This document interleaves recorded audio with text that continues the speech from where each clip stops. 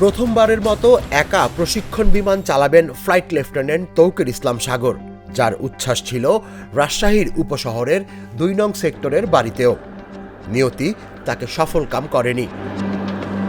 উড্ডয়নের ১২ মিনিটের মাথায় বিধ্বস্ত তার পরিচালিত বিমান বাহিনীর প্রশিক্ষণ বিমান। যান্ত্রিক ত্রুটি বুঝতে পেরে জনবহুল এলাকা থেকে জনবিরল এলাকায় নেয়ার চেষ্টা করেন বিমানটিকে, কিন্তু চীনের তৈরি F-7 BGI মডেলের বিমানটি মাইলস্টোন স্কুল অ্যান্ড কলেজের প্রজেক্ট 2 ভবনের তৃতীয় ও চতুর্থ শ্রেণীর ক্লাসরুমের সামনে বিধ্বস্ত হয়, যেখানে ক্লাস শেষে কোচিং করছিল প্রায় ১.৫ শতাধিক শিক্ষার্থী। হতাহত শিক্ষক শিক্ষার্থী সহ প্রায় ২ শতাধিক। মর্মান্তিক এক দুর্ঘটনার সাক্ষী হল পুরো দেশ। মর্মান্তিক এই ঘটনার পর জনমনে একটি প্রশ্ন সবচেয়ে বেশি ঘুরে বেড়াচ্ছে, তা হলো কি ঘটেছিল তৌকিরের ফ্লাইটে। গেল সোমবার ছিল তৌকির ইসলাম সাগরের সোলো ফ্লাইট ট্রেনিং। আইএসপিআর জানায়, বাংলাদেশ বিমান বাহিনীর FT-7 BGI যুদ্ধ বিমান নিয়মিত প্রশিক্ষণের অংশ হিসেবে দুপুর ১টা ৬ মিনিটে কুর্মিটোলস্থ বিমান বাহিনীর AK খন্দকার ঘাঁটি থেকে উড্ডয়নের পর যান্ত্রিক ত্রুটির সম্মুখীন হয়। দুর্ঘটনা মোকাবেলায় এবং বড় ধরনের ক্ষয়ক্ষতি এড়াতে ফ্লাইট লেফটেন্যান্ট মোহাম্মদ তৌকির ইসলাম বিমানটিকে ঘনবসতি থেকে জনবিরল এলাকায় নিয়ে যাওয়ার সর্বাত্মক চেষ্টা করেন, কিন্তু দুর্ভাগ্যবশত বিমানটি ঢাকার দিয়াবাড়িতে মাইলস্টোন স্কুল অ্যান্ড কলেজের দোতলা একটি ভবনে অনাকাঙ্ক্ষিত দুর্ঘটনায় বিধ্বস্ত হয়। ফাইটার জেট অপারেট করার জন্য একজন পাইলট যে হাই স্কিল্ড সেটি প্রমাণিত হয় সোলো ফ্লাইটের মাধ্যমে। ট্রেনিংয়ের এক পর্যায়ে পাইলটকে নেভিগেটর বা কো পাইলট বা কোনো প্রকার ইনস্ট্রাক্টর ছাড়াই একাই ফ্লাইটটি অপারেট করতে হয়।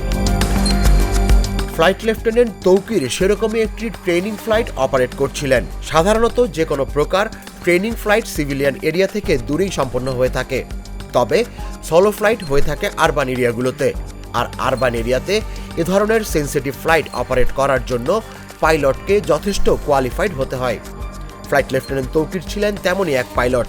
এদিকে উড্ডয়নের পর উত্তরা, দিয়াবাড়ি, বাড্ডা, হাতিরঝিল, রামপুরার আকাশ জুড়ে তিনি উঠতে থাকেন। তবে কিছুক্ষণের মধ্যেই তিনি বিমানে কিছু সমস্যা আঁচ করেন। কন্ট্রোল রুমে রিপোর্ট করে জানান, তার বিমান আকাশে ভাসছে না, মনে হচ্ছে বিমান নিচের দিকে পড়ে যাচ্ছে। কন্ট্রোল রুম থেকে তাকে ইনস্ট্যান্ট রেসপন্স করা হয় ইজেক্ট করার জন্য, কিন্তু তৌকির শেষ পর্যন্ত বিমান বাঁচানোর চেষ্টা করেন। তিনি বিমানটির সর্বোচ্চ ম্যাক স্পিড তুলে বেইজের দিকে ছুটতে থাকেন। এর মধ্যেই কন্ট্রোল রুমের সঙ্গে তার যোগাযোগ বিচ্ছিন্ন হয়ে যায়। শেষ মুহূর্ত পর্যন্ত একাকী নিঃশব্দে লড়াই করে যান তৌকির, কিন্তু দুর্ভাগ্য তার পিছু ছাড়ে না। দিয়াবাড়ির মাইলস্টোন স্কুল অ্যান্ড কলেজ ভবনের সামনে বিধ্বস্ত হয় তার যুদ্ধ বিমানটি, যখন নিচে ছিল শতাধিক শিক্ষার্থী। মুহূর্তেই ধ্বংসস্তূপে পরিণত হয় ভবনটি। নিহত আর আহতদের আর্তনাদে কেঁপে ওঠে পুরো দেশ। তুষার ইসলাম, জাগো নিউজ।